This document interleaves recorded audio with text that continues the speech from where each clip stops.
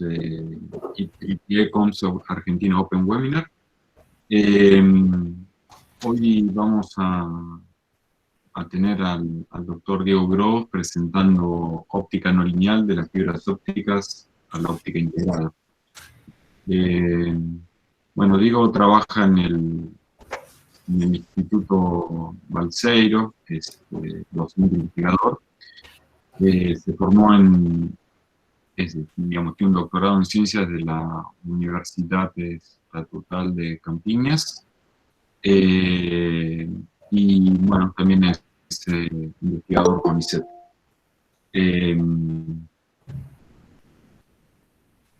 Así que le vamos a dejar entonces a Diego que nos presente, digamos, el tema de hoy, ¿no? Bueno, para mi presentación, Diego. Gracias, Nacho, por la presentación, por la invitación. Y voy a dar un salto de fe y compartiré pantalla. Veamos qué tal nos va.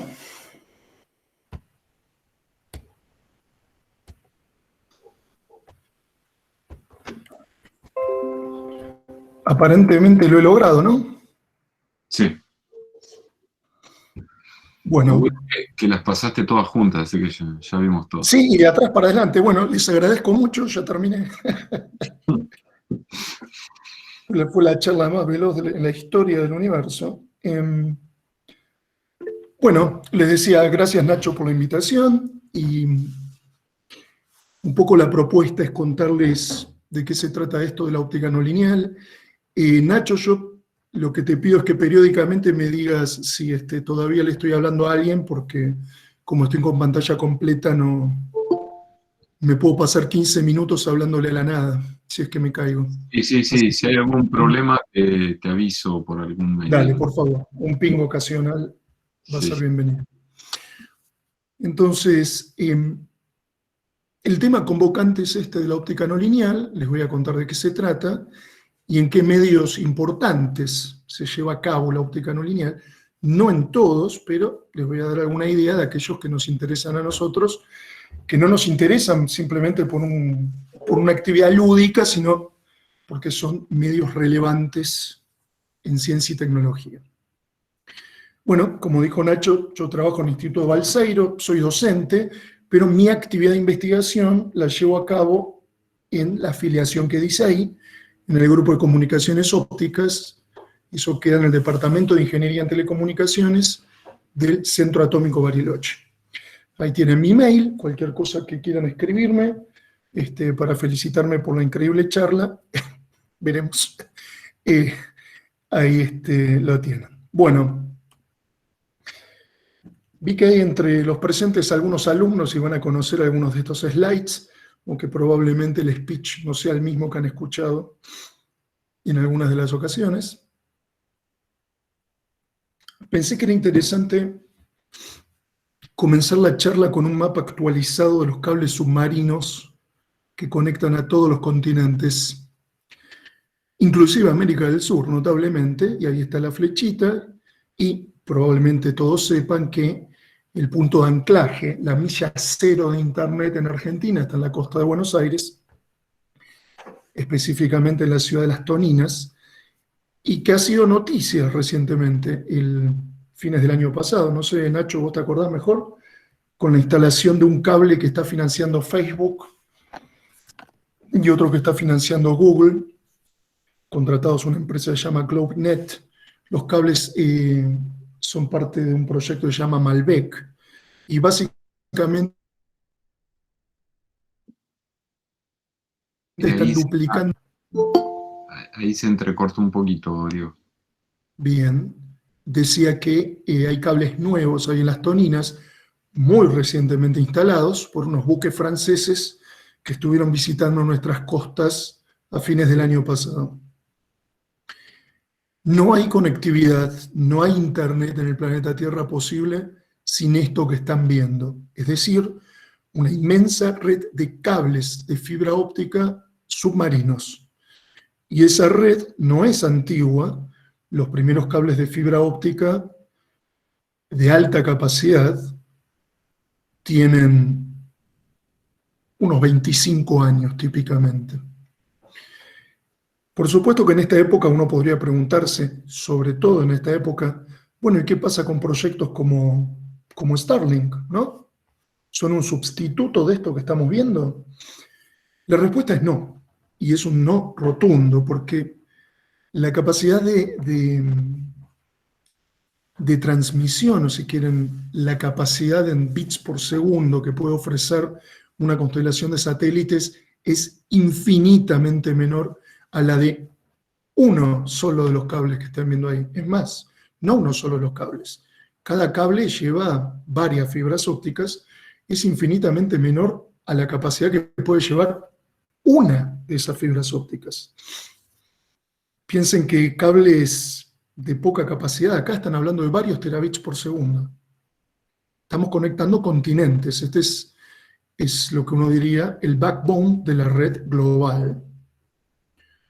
Starlink va a venir muy bien en aquellos puntos donde la conectividad, donde la capilaridad de la conectividad hacia adentro es escasa, pero no van a conectar continentes vía satélite. Muy bien, me la pasé diciendo cables de fibra óptica, fibras ópticas, creo que todos tenemos una idea muy concreta de qué estoy hablando, pero simplemente para estar en la misma página, aquí tienen un dibujito, espero que la manito de mi cursor se vea claramente, en el cual tienen la estructura de una fibra óptica, que no es otra cosa que un cable de sílice, es decir, dióxido de silicio de enorme pureza. Y la fibra óptica tiene un núcleo, que está representado aquí, que es por donde viaja la luz confinada, y tiene un recubrimiento, que es justamente lo que hace que la luz viaje confinada dentro del núcleo. Les decía, esto es vidrio, no es otra cosa, sin embargo tiene una atenuación de señal increíblemente baja. Una fibra óptica moderna atenúa, una fibra óptica comercial, 0,15 decibeles por kilómetro. Eso es nada, prácticamente. Imagínense que en 100 kilómetros de fibra, en 110 kilómetros de fibra, estarían con ese número de atenuación perdiendo un factor 40 en la señal, cosa que es muy manejable. Y eso es lo que permite justamente poder cubrir distancias muy, muy largas, no distancias de miles de kilómetros como un cable submarino. Ahora les voy a mostrar qué más es necesario. Pero sí segmentos entre repetidores muy, muy largos. Típicamente 100 kilómetros en sistemas terrestres, 40-50 kilómetros en sistemas submarinos. Después, si quieren, les comento por qué. Pero esa enorme ventaja de llevar información muy, muy lejos que tiene la fibra óptica, como todo en la naturaleza, conlleva algunos problemas. ¿Cuáles son esos problemas? El núcleo de la fibra, que es por donde viaja la luz, es muy chiquito, tiene unos entre 8 y 10 micrones de diámetro. Entonces, la intensidad que viaja por la fibra es enorme. Recuerden que intensidad es potencia dividido área. Entonces, la potencia puede ser, la potencia de la luz que uno inyecta en la fibra puede ser muy moderada, sin embargo, va muy concentrada dentro de la fibra y además viaja a distancias muy largas. Entonces, eso lo que hace es acumular distorsiones que pueden ser lineales y no lineales. Las distorsiones no lineales son aquellas relacionadas con la óptica no lineal y de las cuales les voy a contar un poco en esta charla. Lo que está aquí abajo es una estructura, simplemente anecdótico para mencionarlo, de cómo efectivamente es un cable submarino, de los que estábamos viendo el mapa antes. Lo que está aquí, donde estoy poniendo la manito, que espero que se vea la manito, son efectivamente las fibras ópticas, y estos cables llevan 2 docenas de fibras ópticas, como mucho. Sin embargo, hay una estructura bastante más grande. Recuerden, cada fibra óptica, 10 micrones de diámetro, redondeando, tienen un recubrimiento de 125 micrones y otro recubrimiento de 250 micrones. Es decir, una fibra óptica es muchísimo más finita que un pelo. Cabello humano me refiero, ¿no? Sin embargo, estos cables tienen unos 15 centímetros de diámetro. ¿Por qué? Bueno, porque llevan una parte conductora, hay que llevar alimentación al fondo del mar. después les cuento por qué, y además llevan una estructura que les confiere resistencia. Pero la parte de información viaja por las fibras ópticas dentro de cada uno de estos pelitos. Muy bien. En una charla en la Communication Society puedo tener una tranquilidad enorme de que todos estamos en la misma página cuando digo ley de Moore. Me gustaría señalarles que, así como hay una ley de Moore para el mundo de la electrónica y tantos otros mundos, también hay una tendencia semejante en el mundo de la óptica, esencialmente una tendencia exponencial, y si ustedes miran aquí en el eje de ordenadas, lo que van a ver es la capacidad de transmisión, capacidad, más bien tasa de transmisión, simbolizada en cantidad de bits por segundo, y cómo esta evoluciona en función del tiempo. Y esto empieza en 1980 porque la primera transmisión de datos de verdad en una fibra óptica es de los años 80, y como referencia andaba en 45 megabits por segundo, que es este puntito que está acá. Tráfico telefónico, ciudad de Chicago, 45 megabits por segundo. Yo me imagino que en esa época debe haber sido un hito fundamental. Deben haber quedado todos espantados con los 45 megabits por segundo. Muy bien, lo que ven acá, como esto está en escala semilog, cualquier tendencia lineal acá es una ley de Moore, dependiendo de la pendiente, ¿no? Recuerden que la ley de Moore es redondeando algo que se duplica cada 2 años, cada año y medio. Eso es una pendiente típica de la ley de Moore en la industria de los semiconductores. Lo que tienen acá es una pendiente, miren, esto saltó de 1 giga, 10 gigas, 100 gigas, el tera, eso se alcanzó terabit por segundo, ¿no? En 1996 exactamente. Y lo que ven es que esto no se ha detenido y ya están hablando de petabits por segundo. Y lo que tienen marcado acá son las tecnologías que lo hicieron posible en cada caso. La que es de enorme importancia para nosotros en esta charla es esta tecnología que se llama WDM y amplificación óptica, que consiste esencialmente en una misma fibra óptica inyectar lo que se llaman muchos canales diferentes, es decir, láseres en diferentes longitudes de onda, cada uno modulado a una tasa. Los primeros sistemas WDM tenían 32 canales, o sea, 32 longitudes de onda, 32 lambdas moduladas a 2,5 gigabits por segundo. Eso rápidamente se volvió canales de 10 gigabits por segundo, después de 40, después de 100, y aquí estamos en el año 2010, que me corrija el ingeniero Benítez que anda por ahí.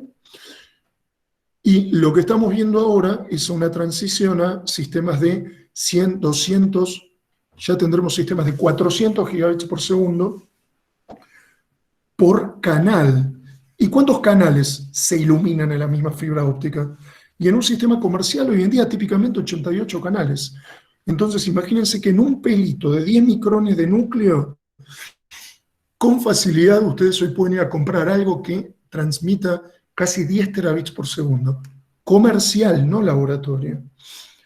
Y esos 10 terabits por segundo pueden llegar a distancias de tranquilamente 2.000 kilómetros. Hay detalles, pero quiero darles órdenes de magnitud. Entonces, lo que está aquí, WDM, amplificación óptica, fue fundamental. Produjo la explosión de lo que viene después. Lo que estamos viendo ahora, SDM, que quiere decir multiplexación por espacial, Space Division Multiplexing, tiene que ver con que en cada fibra óptica uno utiliza más de un modo posible de transmisión. Voy a dejarlo vagamente expresado ahora, después les cuento mejor. Bueno, esto es algo muy, muy simple y elemental. ¿Sigo ahí, Nachus? Sí, sí, sí. Gracias. Lo que tienen acá es algo que explica muy bien las diferentes generaciones de sistemas de comunicación óptica, como la historia y por qué. Esto es la atenuación típica, lo llamo una fibra óptica monomodo estándar. Y lo que ven aquí es que en la región de 1.5 micrones, 1500 nanómetros, está el mínimo de atenuación, que es ese número que uno normalmente lo recuerda como 0,2 dB por kilómetro, pero insisto, desde hace unos pocos años uno se encuentra con valores tan bajos como 0,15 dB por kilómetro. No es una diferencia menor, ¿eh? Es dB y estamos hablando de cosas exponenciales. Bien, lo que están marcadas acá son lo que se llaman las ventanas de las comunicaciones. La primera ventana, que operaba en por aquí, en 850 nanómetros, esa transmisión que les decía, la primera transmisión en los años 80 de 45 megabits por segundo, ocurrió en primera ventana. Y eso fue así porque había láseres de esa longitud de onda. Pero claramente, viendo esta curva, uno querría venirse al mínimo de la atenuación. Pero no existían esos láseres. Esos láseres fueron eventualmente fabricados, inventados y luego fabricados confiablemente, y se pasó por, primero, antes de llegar al punto deseado, hubo una escala en la segunda ventana de las comunicaciones que ocurrió en 1.3 micrones. Y ahora les voy a decir por qué había un rasgo interesante para detenerse esa longitud de onda, pero la escala final fue aquí. Todos esos cables submarinos que mostré en el primer slide operan en 1.5 micrones. Los sistemas de comunicación óptica de altísima capacidad operan todos en la tercera ventana de las comunicaciones en 1.5 micrones. ¿Quiere decir esto que no se utilizan otras ventanas? Sí, sí, se utilizan. Van a haber cosas en el mundo de las comunicaciones ópticas de 1400 a 1600 sin ningún problema. Van a haber cosas en 1300 también. ¿Quién les dice que no se topen hoy en día con alguna en primera ventana? Pero sobre todo las cosas ocurren de 1300 para arriba en longitud de onda. Les decía, hubo una escala ahí en la segunda ventana por otra característica de las fibras que tiene que ver con la dispersión. Y la dispersión, creo que muy seguramente todos los que estamos aquí sabemos algo del tema, tiene que ver con, lo voy a decir muy resumido, con la dependencia de un índice, con la dependencia de alguna propiedad con la frecuencia. En el caso de las fibras ópticas, el índice de refracción del núcleo de la fibra. ¿Y eso qué es lo que hace? Que los pulsos que uno manda por las fibras, que eventualmente van a ser los bits, en algún tipo de codificación van a representar los bits que estamos enviando, viajan a diferentes velocidades dependiendo de su longitud de onda. Entonces, lo que tienen aquí en verde es una curva de una fibra G652, que en el lenguaje de la International Telecommunications Union significa que es una fibra estándar, y esa fibra, fíjense, para este parámetro de dispersión, que ahora no me interesa entrar en detalle de los números, vale 0 cerca de 1300 nanómetros, es decir, en segunda ventana. Y uno tiene la intuición de que si pudiéramos transmitir información en 1300 nanómetros o en torno de esta ventana, no vamos a sufrir efectos de dispersión, los cuales, ustedes saben, se manifiestan como, normalmente, como un ensanchamiento de los pulsos. También se pueden comprimir, pregúntenle a los alumnos que están escuchando acá, que lo tienen que rendir el lunes que viene, pero lo que tienen es una dinámica, los pulsos cambian su duración temporal, y eso en un sistema de comunicación es un problema, pero es un problema manejable. Entonces, a comienzos de los años 90, se consideró que la fibra ideal sería aquella fibra que combinara mínimo de atenuación y cero dispersión en la misma ventana de transmisión. Entonces, haciendo algunos truquitos, se llevó la curva de dispersión, esta que ven, este punto que se llama el cero dispersión, se lo llevó a tercera ventana. Eso duró muy poco porque la óptica no lineal arruinó la fiesta. Y ahora les voy a mostrar por qué.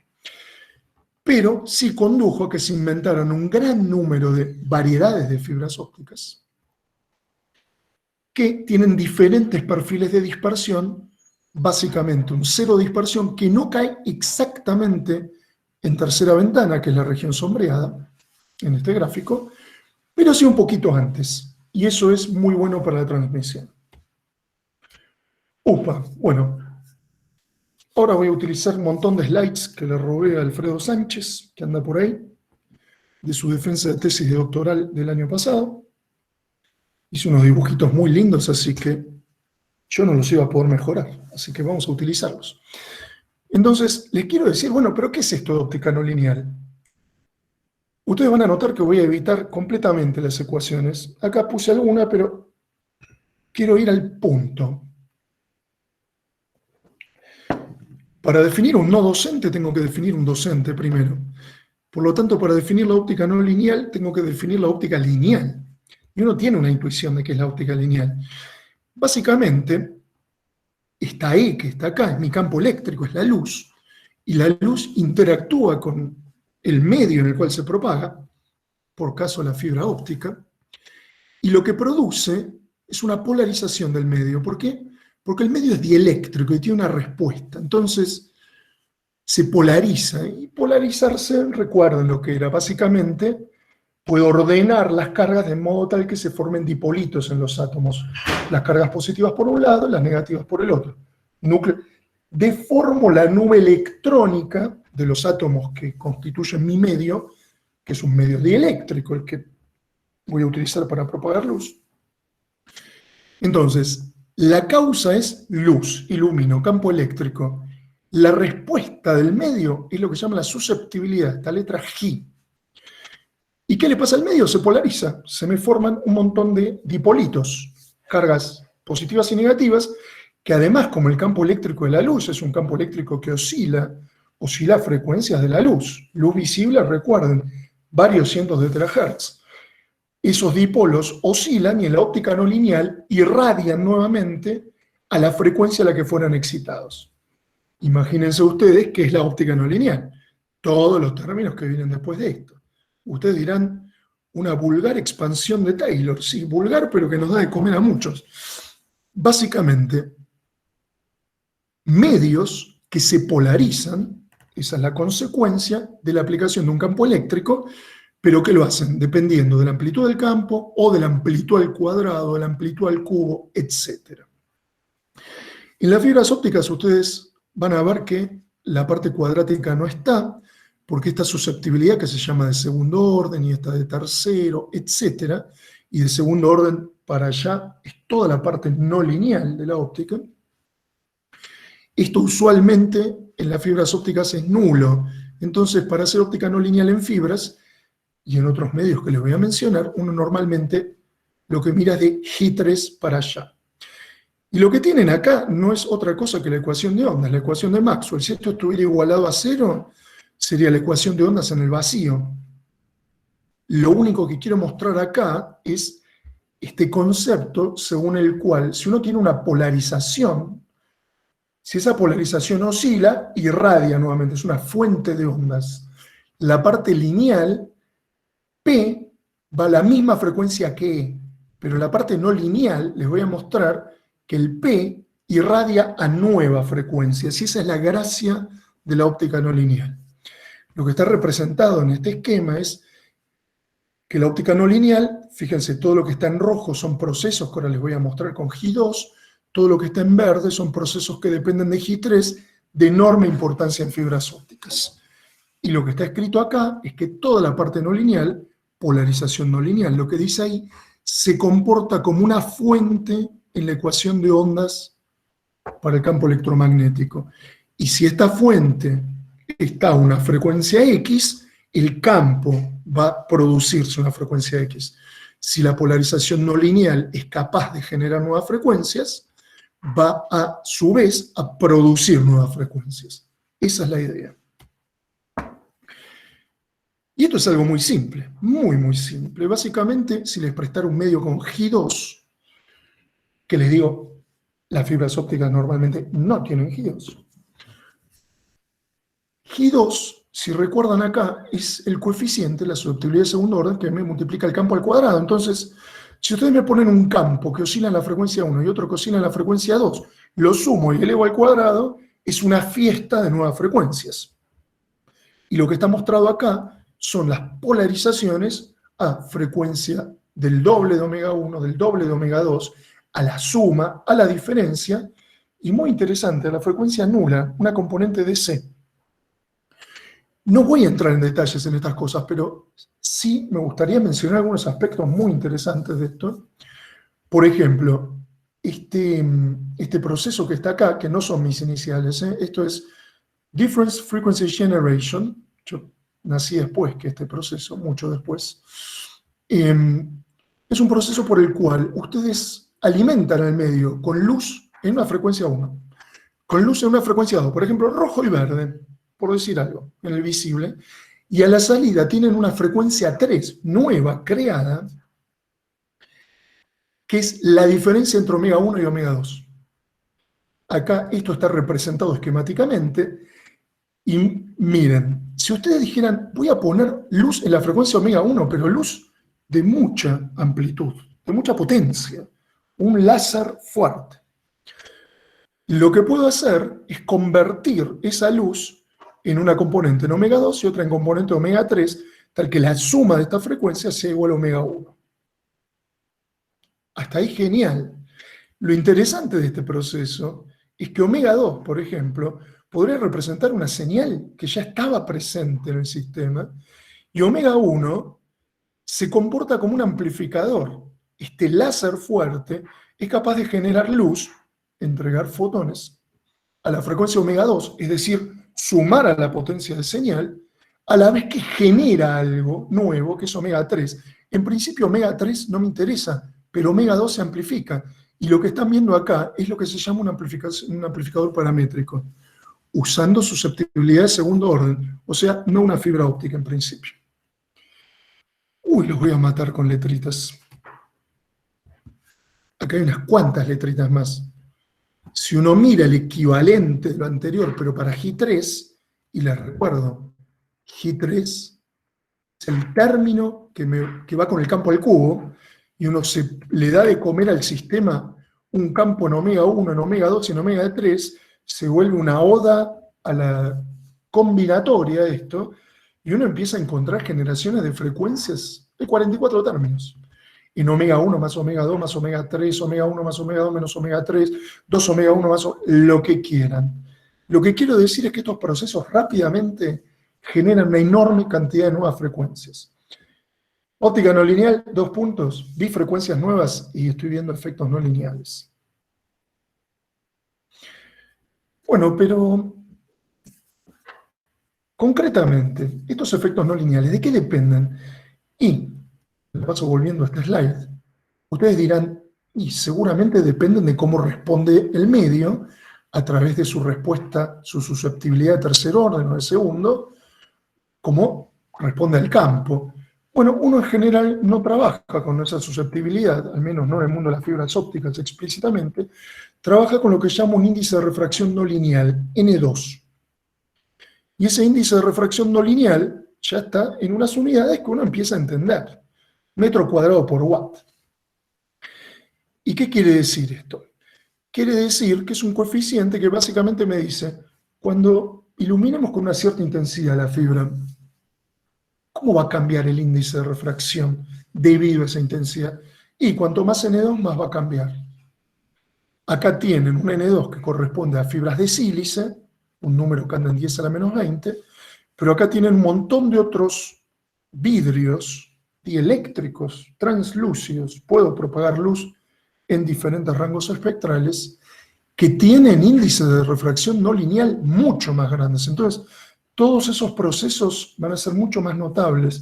La fibra óptica, lo que dice acá sílica, es decir, dióxido de silicio, no tiene un coeficiente, un índice de refracción no lineal particularmente grande, pero como les decía, las fibras son largas y la luz es muy intensa, porque viaja muy confinada, entonces los efectos no lineales finalmente se notan.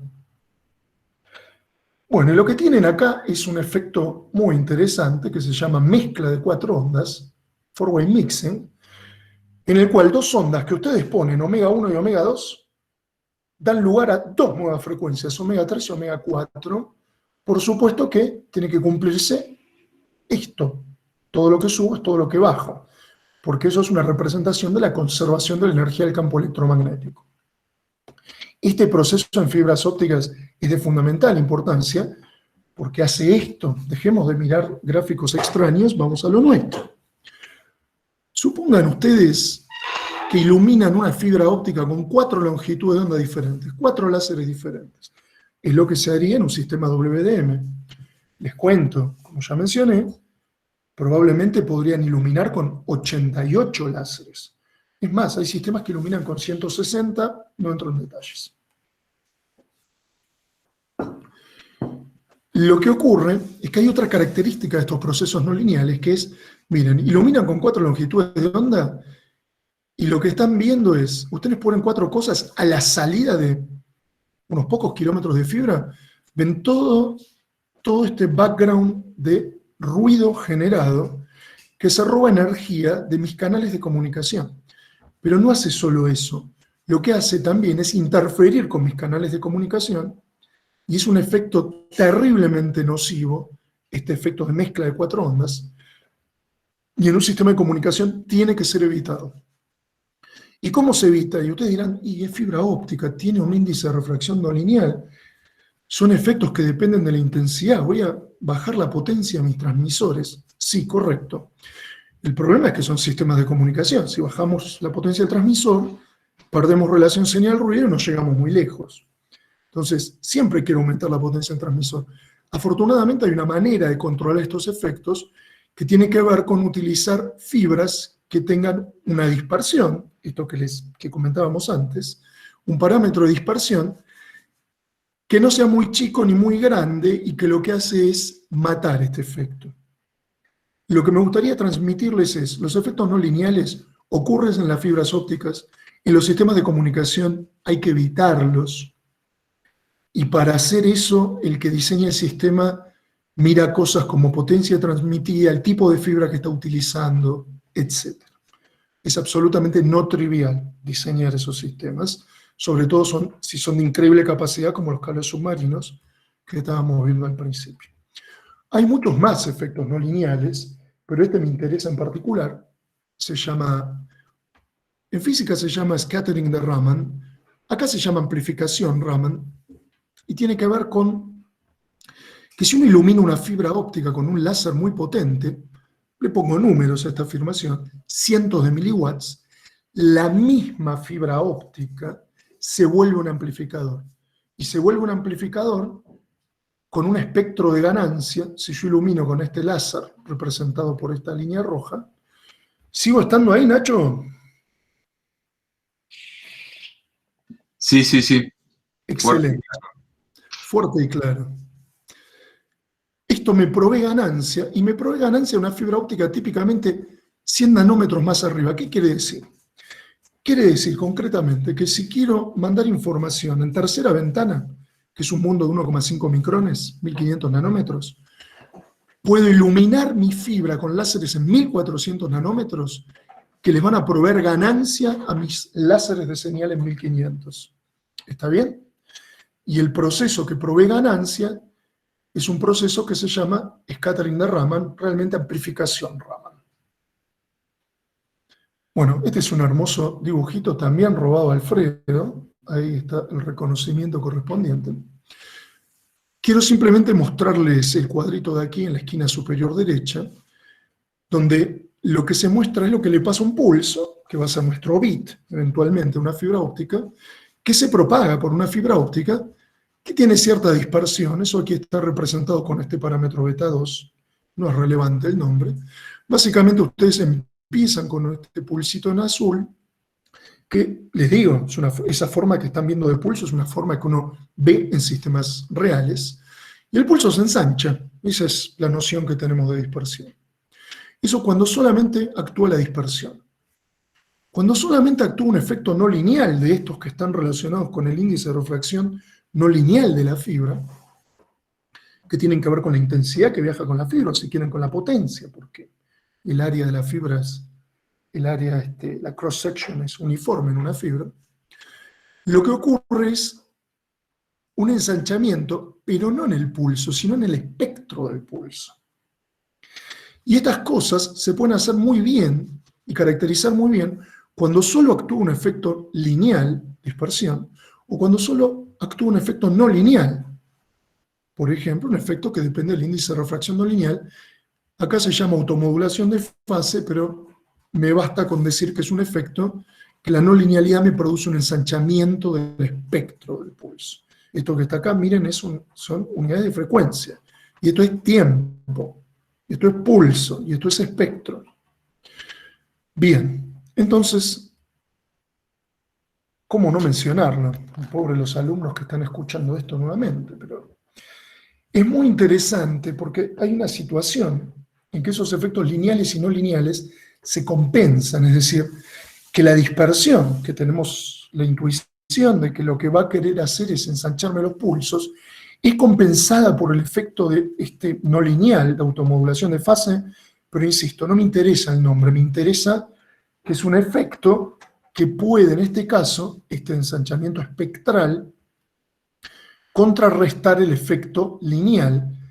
Y esto tiene consecuencias muy interesantes, pero que fueron observadas en 1834. O sea, mucho antes de que existieran las fibras ópticas. Y las observó este señor que está acá, que es Scott Russell, y lo que este señor observó es esto que fue reconstruido acá, unos, yo diría, no menos de 150 años después, donde este señor observó que en unos canales de agua, y están viendo el ancho ahí, no son muy anchos, se formaban unas olas, las cuales viajaban largas distancias. Este señor en 1834 reportó haber seguido una de estas olas 1 o 2 millas, y la siguió a caballo, donde se formaban unas olitas que viajaban esencialmente sin deformarse. Entonces, ¿ya se imaginan por qué estoy mencionando esto? Porque esto es un canal de agua, pero en las fibras ópticas ocurre este mismo efecto, en el cual un efecto lineal, la dispersión, es contrarrestado por un efecto no lineal, y lo que produce es una olita que no cambia de forma. Esa olita se llama solitón. Y lo que tienen aquí, cortesía del doctor Hernández, que creo que pobrecito anda por ahí también, es un dibujo, esto es tiempo, lo que ven acá es un density plot que representa el ancho de pulso en función de una distancia propagada. Y ustedes dirán, esto es realmente aburrido de ver. Sí, claro, no hay ninguna evolución. Fíjense, viajé 50 kilómetros y mi pulso tiene siempre el mismo ancho. Y esto es lo mismo, pero mostrado en espectro. Y tiene el mismo espectro. Ahora, lo loco de esto es que acá dice 50 kilómetros. Uno podría hacer trucos para hacer distancias acá de miles de kilómetros y ver que estos pulsos, solitones, no se deforman. Y uno diría, caramba, estos deben ser, si yo pudiera codificar mis bits en estos solitones, debería ser el sistema de comunicación ideal. Eso es una idea, eso se implementa, pero por supuesto la realidad dista enormemente de situaciones ideales. Estos son curiosidades de solitones, ahora no las voy a mencionar. Sí me gustaría mostrarles que, en particular, como les decía, sistemas que transmiten información a distancias muy, muy largas, sistemas ópticos, y que sufren de efectos no lineales, porque la fibra tiene un índice de reflexión no lineal, y que ese efecto no lineal puede llevar a curiosidades como la propagación de solitones, cosa que parece buena, no mala, son realmente sistemas que tienen cadenas de amplificadores, tienen segmentos de fibra, y periódicamente uno tiene que resetear la potencia, porque la fibra me atenúa la potencia, y lo que tienen aquí, en esta diente de sierra, es una curva de la evolución de la potencia de la señal. La entrada de esta cadena de amplificadores, EDFA, significa amplificador a fibra dopada con nervio, un amplificador óptico, no voy a entrar en detalles. Lo que ven es la evolución de la potencia de la señal.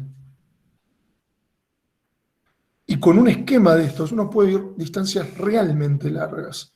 En un sistema submarino uno puede hacer este esquema en segmentos que tienen 40 a 50 kilómetros de fibra y repetirlo, no sé, 120 veces. Más de 6.000 kilómetros de punta a punta. Con el efecto Raman que les estaba mostrando, si uno, además de utilizar estos amplificadores representados por estos triangulitos, inyecta un láser en la banda de 1400, que suele utilizarse de forma contrapropagante, mis señales viajan en este dibujo de izquierda a derecha y mi amplificación Raman es provista por láseres en la banda 1400, que viaja de derecha a izquierda. Lo que uno ve es una evolución de potencia donde las señales, cuando se acercan al bombeo Raman, así se llama, ya empiezan a sentir amplificación. Entonces, los amplificadores discretos que están aquí representados no necesitan toda esta excursión de potencia para resetear la señal al valor inicial representado por esta línea de puntos. Pero lo más importante de esta figura, me gustaría decirlo, es que al haber amplificación Raman, uno no deja que la señal caiga a niveles tan bajos como en el caso de esta amplificación discreta. Y eso tiene un enorme impacto en la relación señal-ruido. Si uno no deja que la señal caiga, lo que está haciendo es preservar la relación señal-ruido en esta cadena de amplificación. Esto es lo que se llama amplificación discreta. Esta cadena de aquí abajo tiene amplificación híbrida, que es discreta por amplificadores ópticos y amplificación distribuida por Raman. Uy, los estoy matando. Voy a saltear esto y quiero entrar en aspectos un poquito más esotéricos. ¿Y qué son esos aspectos? Lo que quise decir hasta ahora es que las fibras ópticas no son especialmente no lineales, pero son tan buenas para transmitir información que uno se ve tentado de utilizarlas para mandar datos por distancias de miles de kilómetros. En la vida real, miles de kilómetros, puede hacerlo, y que eso indefectiblemente lleva a que haya efectos no lineales. Entonces, en un sistema de comunicación uno quiere evitarlos, y el que diseña el sistema diseña para decir, ojo con la potencia de los transmisores, ojo con el tipo de fibra, qué dispersión tiene, porque hay que controlar el impacto de estos efectos. Sin embargo, hay otras aplicaciones, en fotónica, por ejemplo, y toda vez que ustedes escuchan la palabra fotónica es, vamos a hacer cosas locas con la luz, vamos a procesar luz con luz, vamos a generar nuevas fuentes de luz, etc. En eso Diego, voy a mostrar ahora. Sí, pensá que tenés unos 5 minutos más o menos. sí, tengo 4 minutos y 35 segundos según mi reloj. Bueno, dale. Entonces, lo que ven acá es la propagación de un solitón. Miren, estas distancias son mucho más cortitas, en una fibra óptica muy especial, no las que les estaba mostrando.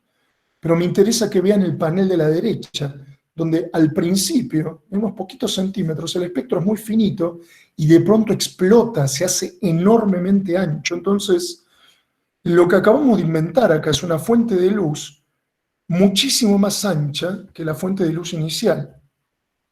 Por ejemplo, acá tienen resultados esto es experimental, no es una simulación. Esto fue una fuente de luz en 800 nanómetros, eso es el infrarrojo cercano, que después de viajar por una fibra óptica muy especial, y dependiendo, esto es la potencia acoplada en esa fibra óptica muy especial, lo que se representa acá es el espectro de salida. Y miren, se generaron un montón de componentes. Ahora, si ustedes miran la longitud de onda, van a ver que todo lo que se generó acá, todo esto en particular, cae en el espectro visible. Ustedes inyectaron luz en el infrarrojo, no la veían, y a la salida tienen un montón de luz en el visible, y tienen luz que se escapó acá, a la banda casi de telecomunicaciones. ¿Para qué se usa eso, por ejemplo? Para generar fuentes de luz donde uno probablemente no puede ir a comprarse un láser en esa región espectral.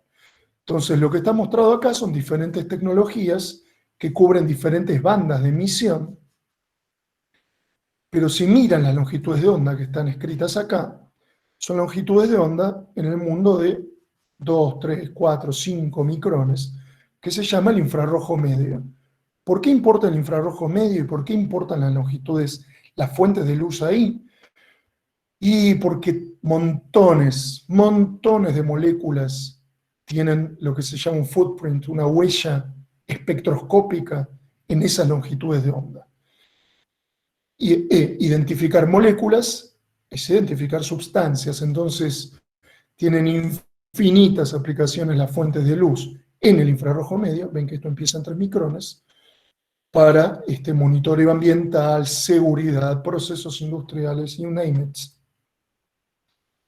Pero bueno, por supuesto esta charla viene chirpeada, así que acelero, porque si no, Nacho me va a retar. ¿Qué les estuve mostrando ahora? ¿O qué estuve diciendo? Efectos no lineales en fibras ópticas. Bien, genial. ¿Y una fibra óptica cuánto mide? Muchos kilómetros. Puede medir metros también. Las de transmisión de información, muchos kilómetros. Sin embargo, hay todo un área que es un cruce entre la óptica y la electrónica, donde uno hace guías de onda integradas en materiales propios de la industria de semiconductores. Silicio, dióxido de silicio, silicio con algo, etc. Y mejor aún, juega con esos materiales y los decora, se llama, con materiales bidimensionales, como por ejemplo el grafeno. Ustedes saben que el grafeno es el aloe vera del siglo XXI. Hacemos todo con grafeno. Y uno ve cosas como estas, por ejemplo. Esto son resultados muy recientes, ahí los ven. Una fibra óptica que se acopla en una pequeña guía de onda, que es un paralelepípedo. Miren las dimensiones, no son kilómetros, son milímetros, son medio milímetro, y que además la recubre con grafeno. ¿Y qué cosas puede hacer además de eso? Esto representaría esta guía de óptica, y acá llegamos al dibujito de la charla, a la cual le puede aplicar otras guías de óptica, guías de onda, perdón, que no necesariamente son paralelepípedos, son lo que se llaman microresonadores, anillitos, y si uno inyecta luz en esos anillitos, recuerden las dimensiones de esto, cientos de micrones, lo que puede obtener son espectros de este tipo.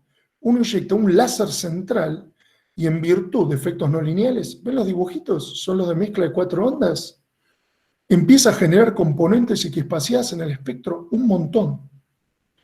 Y eso que estoy mostrando acá se llama un peine de frecuencia. Y solamente se genera en virtud de efectos no lineales. Efectos no lineales que uno quiere evitar para transmitir información, pero que definitivamente quiere en óptica integrada para generar nuevas componentes. Y utilizando cosas de estas, decoradas con materiales bidimensionales, uno puede aumentar enormemente la eficiencia de generación de estas nuevas frecuencias, que se llaman peines de frecuencia. Lo que tienen acá es, de vuelta, la idea de cómo esos peines de frecuencia hace unos años se generaban con láseres en escala de metros, después en escalas de centímetros, en esquemas de fibra óptica, y hoy en día con microresonadores en óptica integrada, dimensiones submilimétricas. Esto no es una ley de Moore óptica, pero esto es una demostración de cómo estamos pasando lo que se llama óptica bulk en el espacio libre a óptica en fibras, a óptica integrada. ¿Y para qué se usan esos peines de frecuencia? No sé, Alfredo les puede contar, Alfredo Sánchez, que debe andar por ahí muchísimo mejor que yo, pero se pueden llegar a usar en sistemas de comunicaciones, comerciales todavía no, pero ha habido muchas demostraciones. ¿Recuerdan hace 46 minutos, 47,30, que mencioné los sistemas WDM? Muchas longitudes de onda dentro de la misma fibra óptica.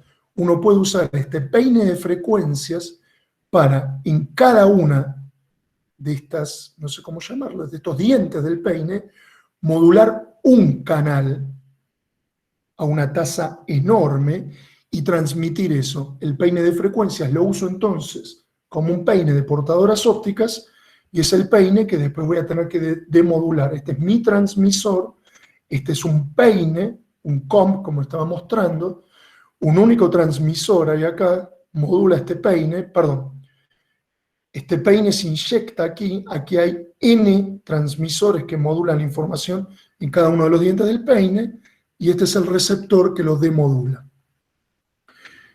48,30, no me mates, Nacho. He llegado al slide final.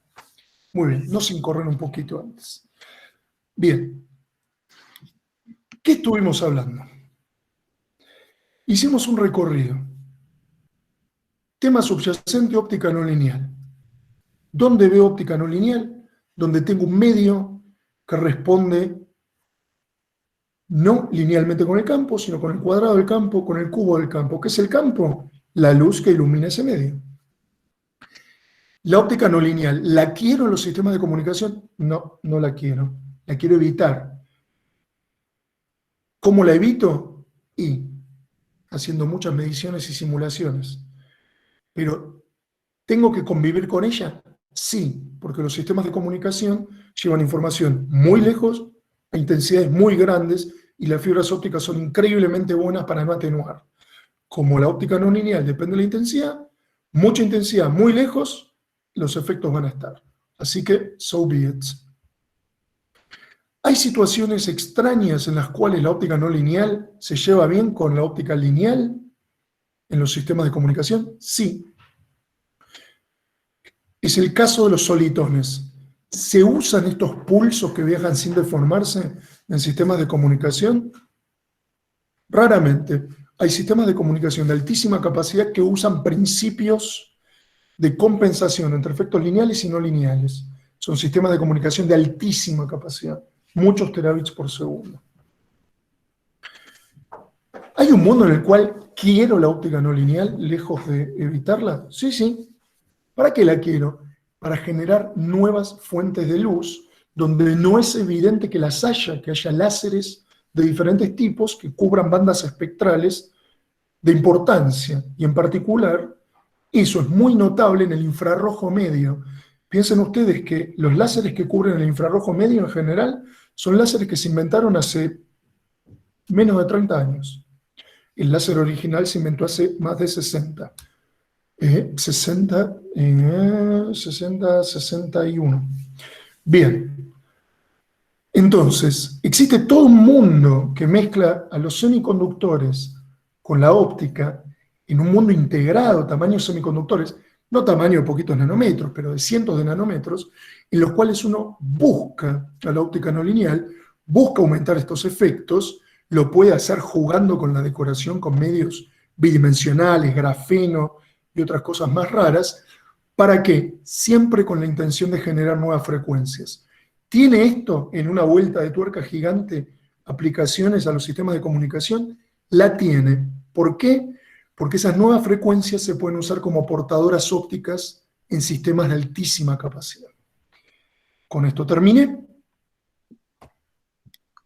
Y solo me resta agradecer a mis compañeros de grupo, que creo que muchos andan por ahí, que yo charlo, pero ellos son los que hacen el trabajo, de nuestro grupo acá en Bariloche, en el Departamento de Ingeniería en Telecomunicaciones, el Grupo de Comunicaciones Ópticas, y la colaboración que tenemos con el Centro de Optoelectrónica del ITBA.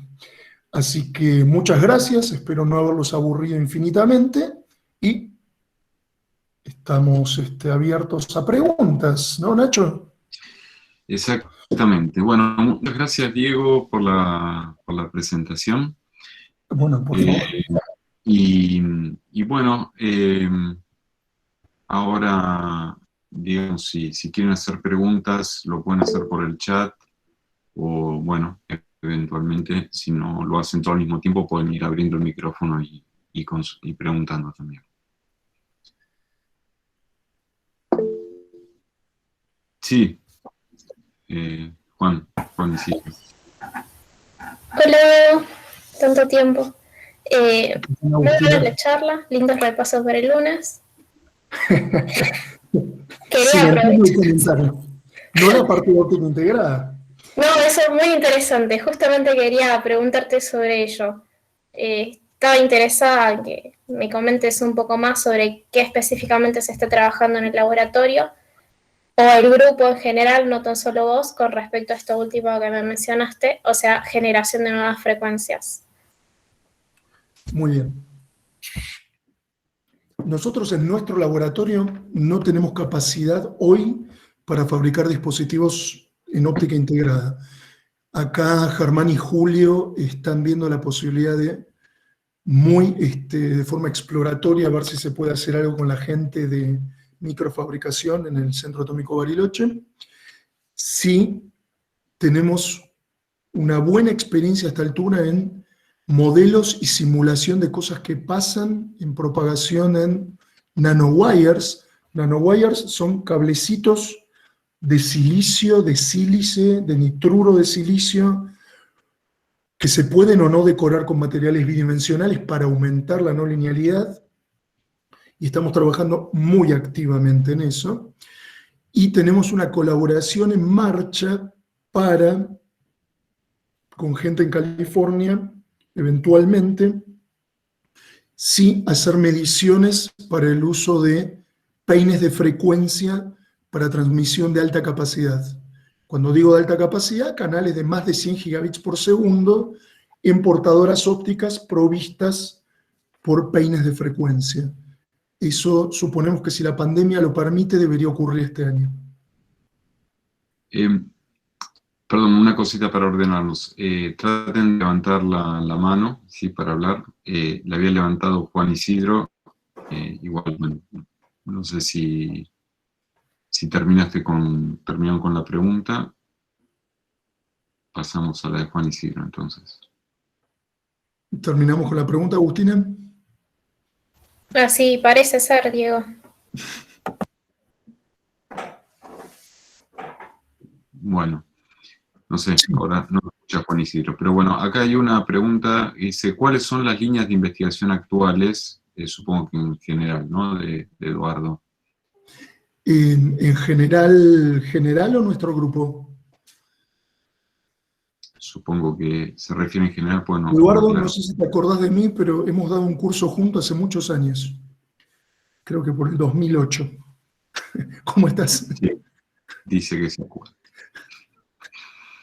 Soy inolvidable.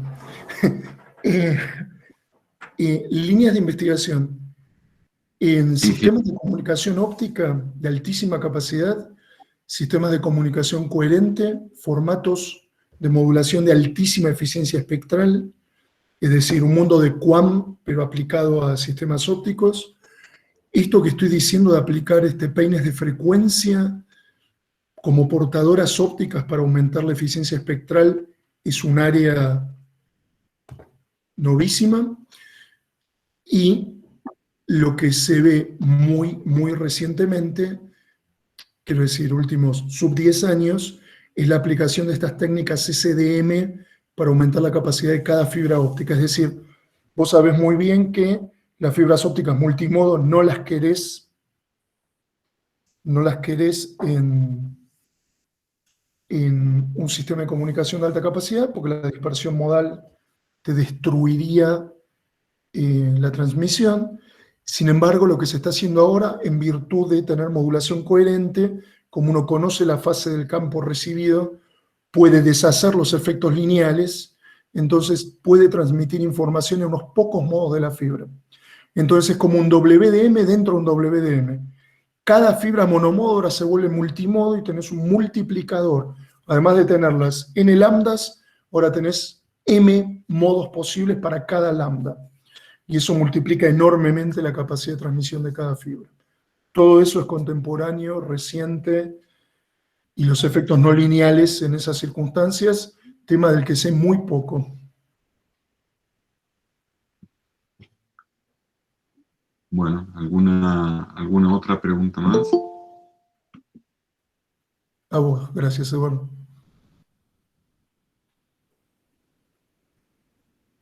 Bueno, había varias preguntas y ahora desaparecieron. Mientras aparecen otras por ahí, yo quería aprovechar para preguntarte, Diego, el tema de los solitones, digamos, se utiliza en sistemas de comunicaciones, o sea, se intenta generar situaciones para hacer los solitones, son muy difíciles, digamos, ¿hay alguna razón, si no se llegan a usar en forma práctica, por qué no? Y si se usan, no sé cuántos sistemas se usan, ¿no? Muy buen set de preguntas. Empiezo naturalmente por la última.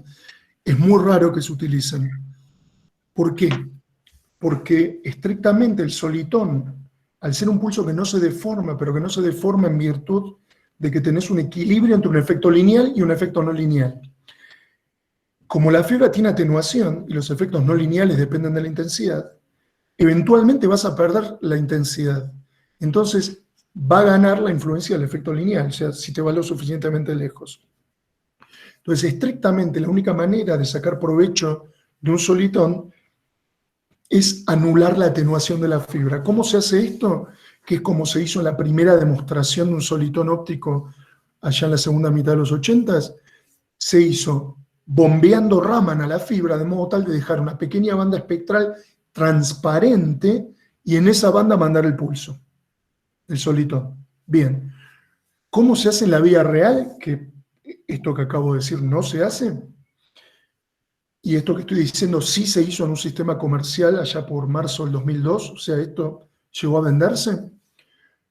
Se hace básicamente aprovechando el efecto de la no linealidad para contrarrestar un poco la dispersión. ¿Cómo? Eligiendo muy adecuadamente la dispersión de la fibra y la compensación de dispersión de la fibra. Cada tanto se compensa la dispersión de la fibra en los sitios donde hay amplificadores y se hace una compensación tuneada a la potencia transmitida. O sea, la idea de que la potencia transmitida me va a hacer algo en el espectro, pero que mi compensación de dispersión puede ser contrarrestada. Entonces, ese efecto, que no es estrictamente un solitón, tal cual lo presenté, tiene la ventaja de utilizar estos defectos que se contrarrestan y hacer que tus pulsos tengan distorsión, pero mucho más lenta. Entonces, eso es lo que usarías en un sistema real. Eso es lo que se usa en un sistema real. Bueno, muchas gracias. Por favor. Bueno, acá hay otra, no sé, digamos, tiene un nombre raro la persona, que supongo que es una identificación del celular. Dice, realmente muy interesante. ¿Hay link de este tema que puedan aportarnos? Links, supongo, páginas web. Realmente tocamos una enorme cantidad de temas en la charla. Si hay interés, me pueden escribir, charlamos específicamente y ya les mando referencias. Sí, claro que hay links, pero son muchos los temas que toqué. O sea, si no fuéramos específicos, tendría que mandar una larga lista de links y de referencias. Bueno, no aparecen más consultas. Estamos un poquito pasados del tiempo,